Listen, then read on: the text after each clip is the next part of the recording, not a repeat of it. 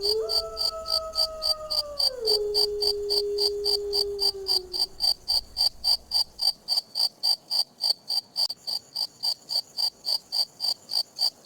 है रिया, उम्र 17 वर्ष, एक समझदार, साहसी और महत्वाकांक्षी लड़की। और यही है हमारी कहानी की मुख्य किरदार। उफ, ये सवाल किसने बनाया होगा? अगर कल पेपर में यही आ गया तो मेरी तो छुट्टी है। अभी तक जाग रही हो? बस मम्मी, 5 मिनट और। तुम्हारे 5 मिनट का मतलब मुझे अच्छी तरह पता है। इस बार सच में 5 मिनट। कल टेस्ट है, इसलिए पढ़ रही हो या मोबाइल चलाने के लिए बहाना बना रही हो? मम्मी, क्या मम्मी? मैं इतनी भी खराब नहीं हूँ। अच्छा, पिछले हफ्ते किसने कहा था कि मैं पढ़ाई कर रही हूँ और बाद में पता चला कि मैडम वीडियो देख रही थी? वो सिर्फ 10 मिनट थे। 10 मिनट? 2 घंटे थे। अरे भाई, माँ बेटी की मीटिंग खत्म हुई या अभी और चलेगी? आप भी आ जाइए। क्या चल रहा है? मम्मी मुझे डांट रही हैं। तो जरूर कोई वजह होगी। पापा, आप हमेशा मम्मी का ही साइड लेते हो। क्योंकि मुझे घर में रहना भी है। वैसे कल की तैयारी कैसी है? ठीक है। ठीक है मतलब? मतलब भगवान भरोसे। बहुत बढ़िया। जब बच्चे भगवान भरोसे हों और भगवान बच्चों के भरोसे हों, तब रिजल्ट मजेदार ही आता है। पापा, लो ये भी आ गया। कौन? कबीर। अच्छा, वही जो हर बार होमवर्क भूल जाता है। हाँ वही। मैडम जी, पढ़ाई हो गई क्या? नहीं। बहुत बढ़िया। मेरी भी नहीं हुई। तुम खुश क्यों हो? क्योंकि अगर मेरी नहीं हुई और तुम्हारी भी नहीं हुई तो हम दोनों साथ में फेल होंगे। तुम्हारी सोच बहुत खतरनाक है। वैसे एक सवाल पूछूं? पूछो। अगर कल एलियन आकर स्कूल उड़ा दे तो टेस्ट कैंसिल हो जाएगा ना? हाँ। तो मैं आज रात एलियंस के लिए प्रार्थना करने वाला हूं। तुम कभी नहीं सुधरोगे। और तुम कभी हंसना बंद नहीं करोगी। अच्छा आप फोन रखो। ठीक है, कल मिलते हैं। कल मिलते हैं। बाय। 12 बजने वाले हैं, ज्यादा देर मत जागना। और फोन कम चलाना। जी जनाब। बस अब सोना चाहिए। वो सोने ही वाली थी कि अचानक उसका फोन तेजी से बज उठा। स्क्रीन पर एक अनजान नंबर चमक रहा था। इतनी रात को किसी अजनबी का फोन देखकर रिया का दिल जोर जोर से धड़कने लगा। इस वक्त कौन फोन कर रहा है? हेलो? हेलो? कौन बोल रहा है? अगर मजाक करना है तो मैं फोन रख रही हूँ। फोन मत काटना रिया, तुम मेरा नाम कैसे जानती हो? क्योंकि मैं तुम्हें बहुत अच्छी तरह जानती हूँ। कौन हो तुम? अगर मैं कहूँ कि मैं तुम ही हूँ। अच्छा मजाक है। चलो अब बताओ, असल में कौन हो तुम? मैं मजाक नहीं कर रही। मैं 10 साल बाद वाली रिया हूँ। ठीक है। और मैं प्राइम मिनिस्टर हूँ? तुम्हारी अलमारी के ऊपर एक पुरानी ट्रॉफी रखी है जिसे तुमने 5 साल पहले छुपाया था क्योंकि उसका एक कोना टूटा हुआ है। रिया ने अलमारी के ऊपर देखा। ट्रॉफी वहीं रखी थी, ठीक वैसी ही। तुम कौन हो? मैंने कहा ना, मैं तुम हूँ। नहीं, ये पॉसिबल नहीं है। मुझे पता था तुम यकीन नहीं करोगी। अगर तुम सच में मैं हो तो अभी क्या पहन रखा है मैंने? एक ऑरेंज रंग की ड्रेस जिस पर एक फूल सजा हुआ है। तुम मुझे देख रही हो? क्योंकि मुझे याद है, ये रात, ये कॉल और तुम्हारा ये सवाल। तुम्हें मुझसे क्या चाहिए? ध्यान से सुनो। कल सुबह 8:17 पर स्कूल बस में मत बैठना। क्यों? क्योंकि अगर तुम उस बस में बैठी, हेलो? हेलो, क्या होगा बस में? सब कुछ बदल जाएगा। क्या बदल जाएगा? तुम्हारी जिंदगी। मुझे कुछ समझ नहीं आ रहा। समझाने का समय नहीं है। नहीं, पहले सच बताओ। रिया, कल बस में मत बैठना। लेकिन अगर तुमने मेरी बात नहीं मानी तो मैं तुम्हें फिर कभी फोन नहीं कर पाऊंगी। कमरे में फिर से सन्नाटा छा गया। रिया फोन को घूरती रह गई और तभी फोन की स्क्रीन पर उसी नंबर से एक आखिरी वॉइसमेल अपने आप आने लगा, जिसमें सिर्फ एक ही बात थी। अगर तुमने मेरी बात नहीं मानी तो मैं तुम्हें फिर कभी फोन नहीं कर पाऊंगी। रिया पूरी रात सो नहीं पाई। बार बार वो उसी कॉल के बारे में सोचती रही। उसकी आंखों में नींद नहीं थी। आखिरकार सुबह 7 बजे अलार्म बजा। रिया ने तुरंत आंखें खोल दी। कुछ सेकंड के लिए उसे लगा कि शायद रात वाला फोन सिर्फ एक सपना था, लेकिन फिर उसने कॉल लॉग देखा। वो नंबर अब भी वहां मौजूद था। रिया का गला सूख गया। उसी समय मां की आवाज आई। रिया, उठ गई क्या? जी मम्मी, जल्दी नीचे आ जाओ। क्या मैं सच में किसी फ्यूचर वाले इंसान से बात कर रही थी? वो नीचे पहुंची। डाइनिंग टेबल पर मां और पापा पहले से बैठे थे। Good morning madam. Good morning. तुम ठीक तो हो? हाँ। झूठ। तुम्हारा चेहरा बता रहा है कि तुम पूरी रात सोई नहीं। कहीं टेस्ट का डर तो नहीं? रिया कुछ नहीं बोली। वो चुपचाप ब्रेकफास्ट करने लगे। पापा और माँ एक दूसरे को देखने लगे। कुछ तो बात है। हाँ, आज हमारी बेटी बहुत शांत है। मैं बस सोच रही हूँ। इतना मत सोचा करो। दिमाग गर्म हो जाता है। रिया हल्का सा मुस्कुराई, लेकिन उसके मन में तूफान चल रहा था।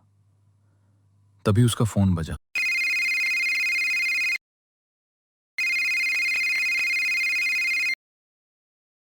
मैडम जी, निकल गई क्या?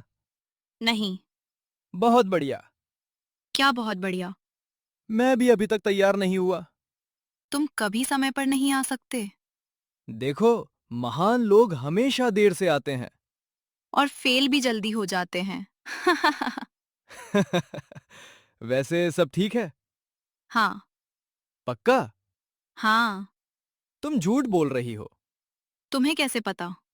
क्योंकि जब भी तुम परेशान होती हो तुम्हारी आवाज थोड़ी धीमी हो जाती है। क्या हुआ है? कुछ नहीं।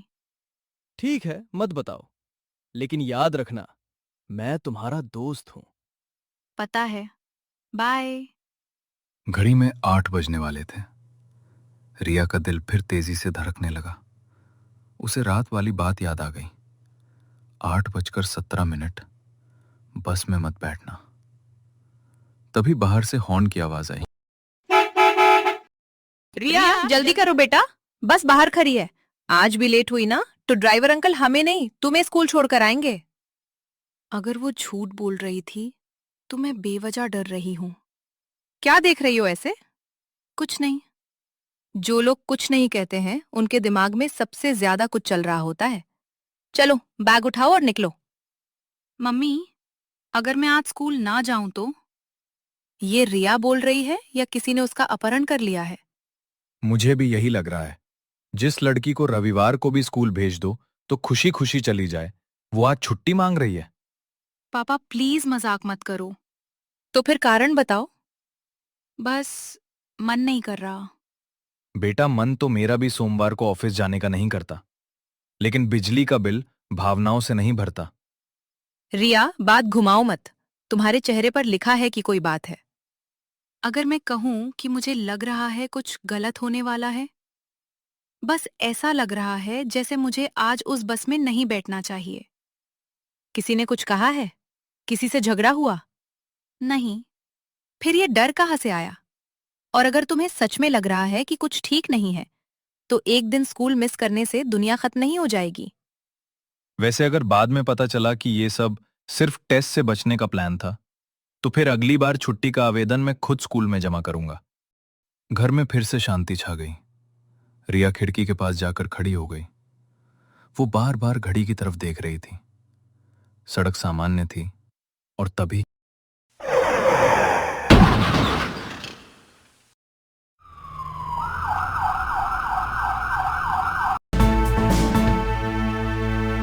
और इस समय एक बड़ी खबर सामने आ रही है, जहां अभी-अभी स्कूल बस और एक वैन के बीच जोरदार टक्कर हुई है। प्रारंभिक जानकारी के अनुसार कई बच्चे घायल हुए हैं। ये तो वही बस है। रिया, अगर तुम उस बस में होती।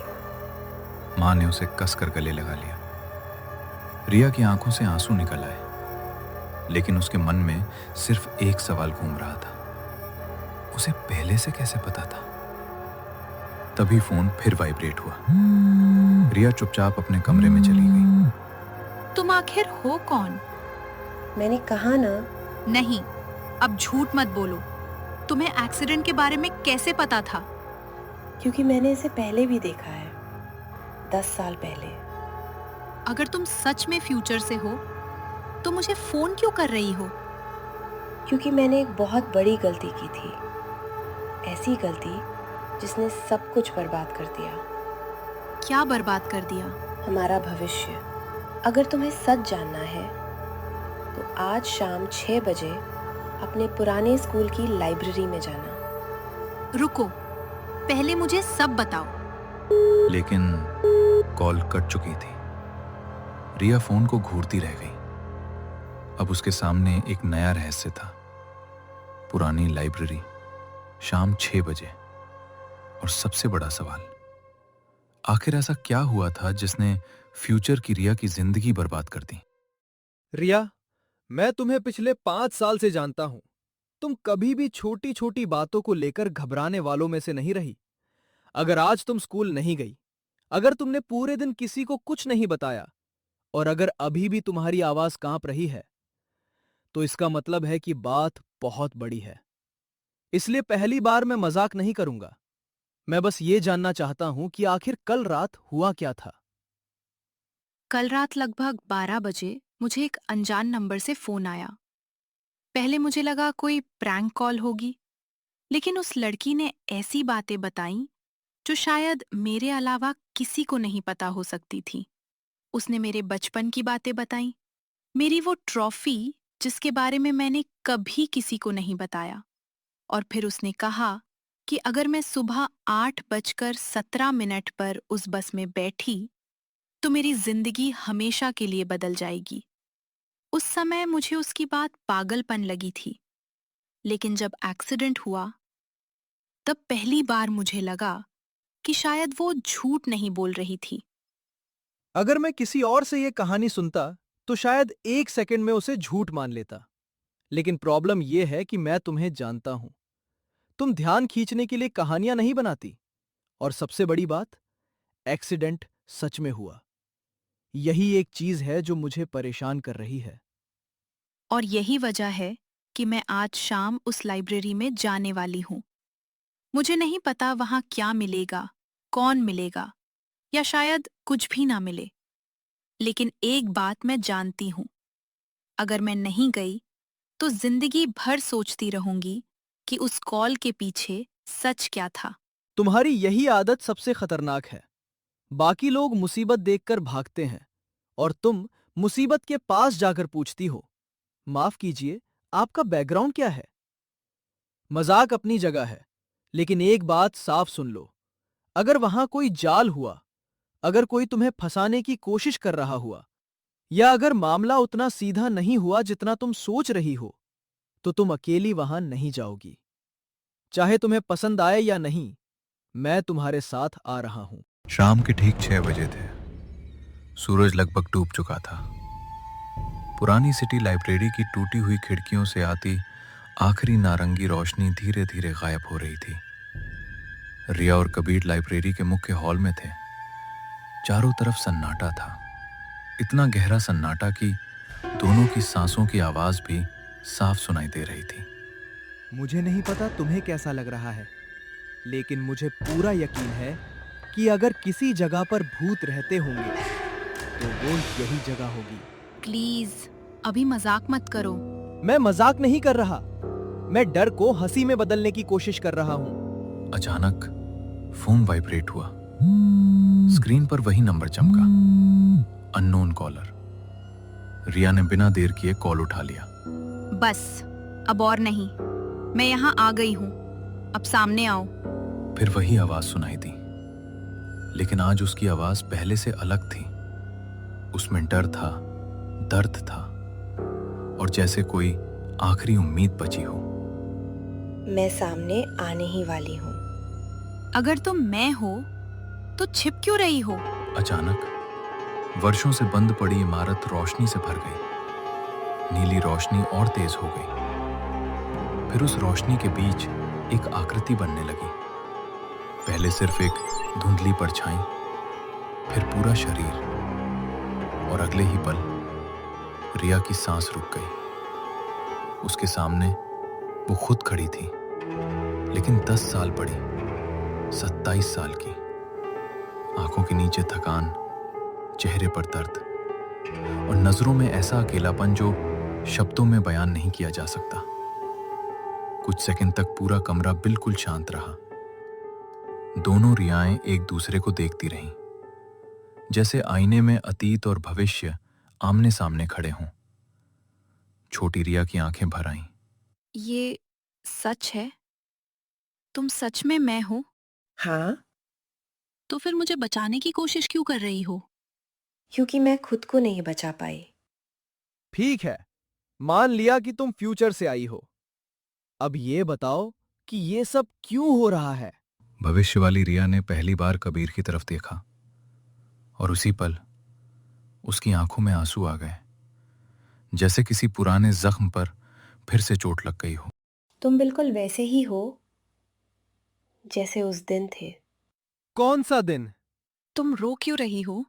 क्योंकि मुझे पता है कि मेरे सामने खड़ा कबीर 72 घंटे बाद जिंदा नहीं रहेगा। नहीं, मैं ये मानने वाली नहीं हूँ। पिछले 24 घंटों से मेरी पूरी दुनिया उलट-पुलट हो गई है।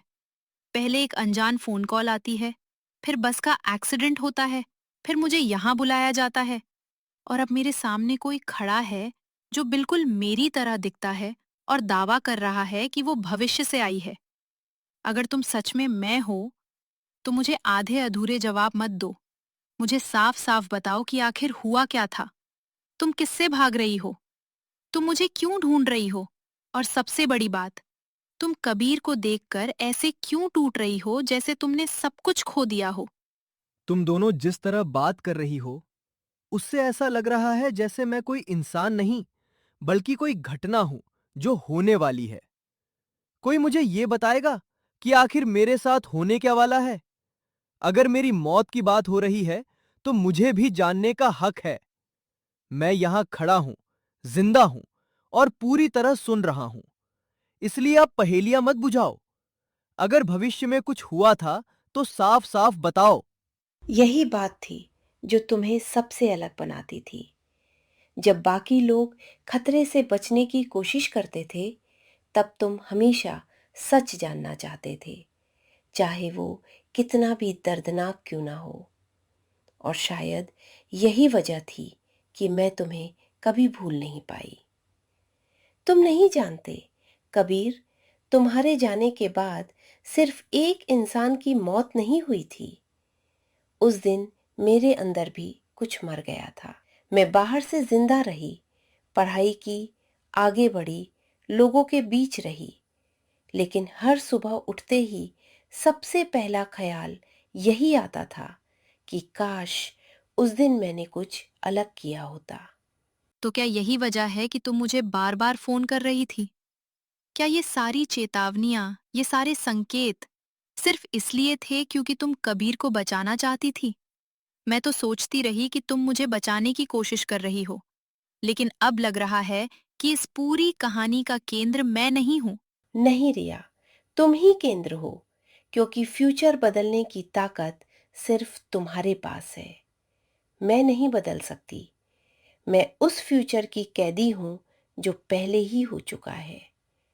मैं सिर्फ देख सकती हूँ, पछता सकती हूँ, और तुम्हें चेतावनी दे सकती हूँ। फैसला तुम्हें लेना होगा, और यही सबसे मुश्किल हिस्सा है, क्योंकि जिस रास्ते पर मैं तुम्हें भेजने वाली हूँ, उसमें तुम कबीर की जान तो बचा सकती हो, लेकिन शायद उसे हमेशा के लिए खो दोगी। ये कैसा चुनाव है? अगर मैं उसके साथ रहूं तो वो मर जाएगा, और अगर मैं उसे बचाऊं तो वो मेरी जिंदगी से चला जाएगा। क्या सच में समय के पास इससे बेहतर कोई रास्ता नहीं है? क्या सच में हर कहानी का अंत किसी न किसी को खोने पर ही होता है? मैंने 10 साल तक यही उम्मीद की थी कि कोई तीसरा रास्ता होगा। मैंने हर पॉसिबिलिटी देखी, हर कैलकुलेशन की, हर टाइमलाइन को खंगाला, लेकिन हर बार एक ही बात सामने आई।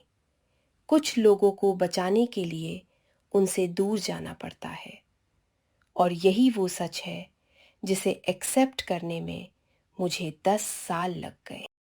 अगर मुझे उससे दूर जाना पड़े तो क्या वो सच में बच जाएगा? मैंने ये सवाल खुद से हजारों बार पूछा था, और हर टाइमलाइन में एक ही जवाब मिला। जहां तुम दोनों साथ रहे, मैंने उसे खो दिया। बस करो। तुम दोनों ऐसे बात कर रही हो जैसे मैं यहां हूं ही नहीं। मेरी जिंदगी का फैसला कोई और नहीं करेगा। यही बात तुमने उस दिन भी कही थी। फ्यूचर रिया गायब होने लगती है। मशीन अनस्टेबल हो रही होती है। जाने से पहले वो कहती है, मैं तुम्हें मजबूर नहीं करूंगी, क्योंकि मैं जानती हूं प्यार मजबूरी से नहीं, सैक्रिफाइस से साबित होता है। और वो गायब हो जाती है। लाइब्रेरी में सिर्फ रिया और कबीर रह जाते हैं। काफी देर तक दोनों कुछ नहीं बोलते। फिर तुम उसकी बात मानने वाली हो? मुझे नहीं पता। झूठ।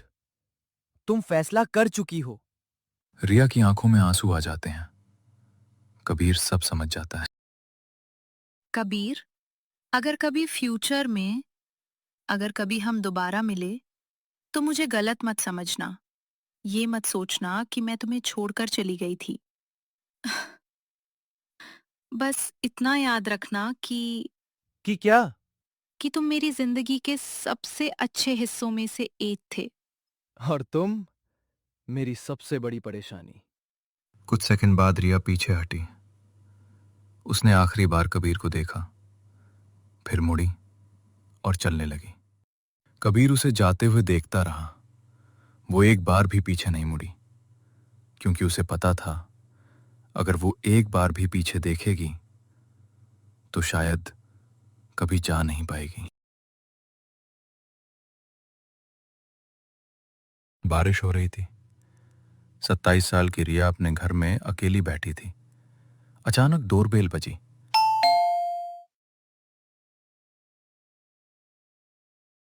रिया ने दरवाजा खोला, लेकिन बाहर कोई नहीं था। उसकी नजर नीचे गई तो दरवाजे के सामने एक पुरानी किताब पड़ी थी। हैरान होकर उसने किताब उठाई और अंदर आ गई। रिया ने कांपते हुए उस किताब को देखा। ये वही लाइब्रेरी थी जहां 10 साल पहले उसकी मुलाकात भविष्य की रिया से हुई थी। कुछ पल खामोशी से सोचने के बाद उसने गहरी सांस ली। अब उसे यकीन हो चुका था कि ये कोई संयोग नहीं था। अगर उसके सारे सवालों के जवाब कहीं थे तो वे वहीं थे। रिया ने एक और बार फिर उस जगह जाने का फैसला कर लिया। रिया लाइब्रेरी के अंदर पहुंचती है। दिल तेजी से धड़क रहा है। वो जोर से चिल्लाती, सामने आओ। बस बहुत हो गया। 10 साल तक मैं तुम्हारे एक झूठ के साथ जीती रही। मैंने कबीर को छोड़ा, अपना प्यार छोड़ा, अपनी पूरी जिंदगी बदल दी। अब मैं कहीं नहीं जाने वाली। आज तुम मुझे सब कुछ बताओगी। तुम कौन हो और तुमने मेरे साथ ये सब क्यों किया? अचानक पूरे हॉल में ठंडी हवा चलने लगती है और अंधेरे के बीच वो लड़की दिखाई देती है। वही चेहरा, वही मुस्कान, वही फ्यूचर रिया। तुम अब भी यही सोच रही हो कि मैंने तुम्हें कबीर से अलग किया था? रिया, मैंने तुम्हें कबीर से अलग नहीं किया। मैंने तुम्हें कबीर का सच दिखाया। क्या मतलब है तुम्हारा?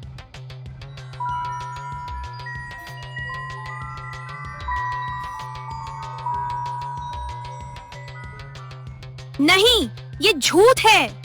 वो मेरे साथ था। मैंने उससे बातें की थी। मैंने उसके साथ समय बिताया था।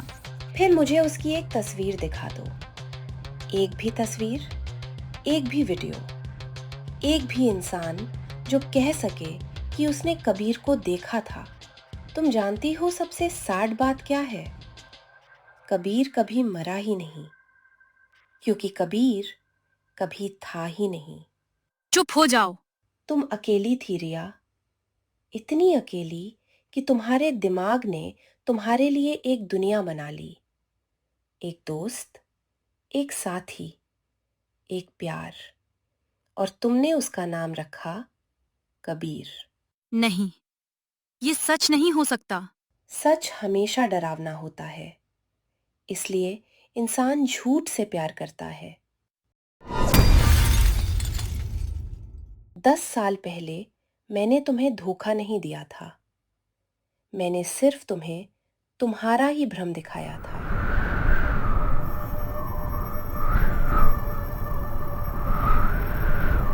तुम कौन हो? मैं वही हूँ जो हर इंसान के अंदर रहता है। उसका सबसे बड़ा डर, उसका सबसे बड़ा भ्रम। और याद रखना रिया, कभी कभी भूत हमारे पीछे नहीं चलते, कभी कभी वे हमारे अंदर रहते हैं। पूरा हॉल अंधेरे में डूब गया। रिया अकेली खड़ी थी, पहली बार बिल्कुल अकेली।